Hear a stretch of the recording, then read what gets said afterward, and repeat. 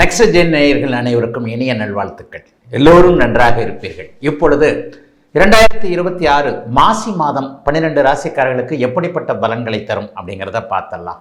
தனுசு ராசிக்காரர்களுக்கு முயற்சிகள்லாம் டாப் லெவலாக இருக்கக்கூடிய அமைப்புகள் இப்போது உண்டு.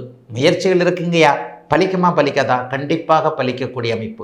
7 பாவகங்கள் மிகுந்த பெரிய நல்ல சுபத்தன்மையோடு இருக்கின்ற அதே நேரத்தில் இந்த மாதத்தின் மிக முக்கியமான 2 சிறப்புகள் என்ன அப்படின்னு பார்த்தீங்கன்னா, 5ஆம் அதிபதியும் 9ஆம் அதிபதியும் ஒருங்கிணைந்து குருவின் பார்வையில் இருக்க பாக்கியஸ்தானம்னு சொல்லப்படக்கூடிய அந்த 9ஆம் பாவகம் சகலத்தையும் கொடுக்கக்கூடிய, வருமானத்தை கொடுக்கக்கூடிய, நிம்மதியை கொடுக்கக்கூடிய, சந்தோஷத்தை கொடுக்கக்கூடிய, உயர்வை கொடுக்கக்கூடிய, அதற்கு அத்தனைக்கும் காரணமான அந்த 9ஆம் பாவகம் பாவகாதிபதி எல்லாமே பெரிய அளவில் நல்லா இருக்கிறாங்க.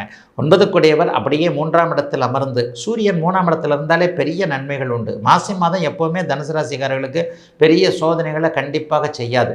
சூரியன் 3, 6, 10, 11ஆம் இடங்களில் இருக்கும் பொழுது மட்டுமே நல்ல பலன்களை தருவார் என்கின்ற அமைப்பின் அடிப்படையிலும், சூரியன் சுபத்துவமாக இருந்தால் பெரிய வெற்றிகளை தருவார் என்பதன் அடிப்படையிலையும், கடந்த காலத்தில் வெற்றிகளை ருசிக்க முடியாமல், வெற்றிகளை அனுபவிக்க முடியாமல் இருந்தவர்கள் அனைவருக்குமே நல்ல மாற்றம், நல்ல முன்னேற்றம், அந்த முன்னேற்றத்திற்கான வாய்ப்பு ஒன்று டக்குன்னு வர்றது, அந்த வாய்ப்பை அப்படியே பிடித்து கொண்டு, சிக்கனை பிடித்து கொண்டு அப்படியே மேலேறி முன்னேறி வரக்கூடிய அமைப்புகள் எல்லாமே தனுசு ராசிக்காரர்களுக்கு இந்த மாசி மாதம் கண்டிப்பாக கிடைக்கும்.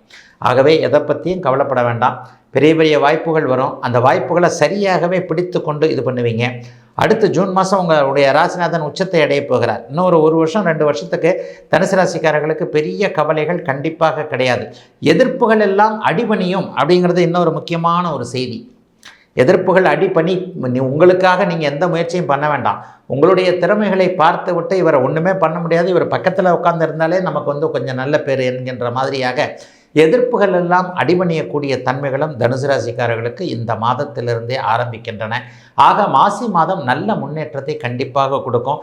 சிலருக்கு தகப்பன் வழி உறவுகள் சிறப்பாக இருக்கும். சித்தப்பா, பெரியப்பா, அத்தைமார்கள் போன்றவர்களோடு கடந்த காலத்தில் இருந்து வந்த கசப்புகள் விலகக்கூடிய தன்மைகள் இந்த மாசி மாதத்தில் கண்டிப்பாக அமைந்திருக்கின்றன.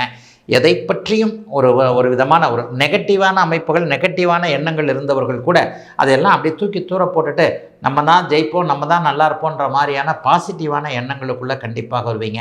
கலைத்துறையில் இருக்கக்கூடியவர்களுக்கு வாய்ப்புகள் கிடைக்கக்கூடிய அமைப்புகள் இப்போது உண்டு.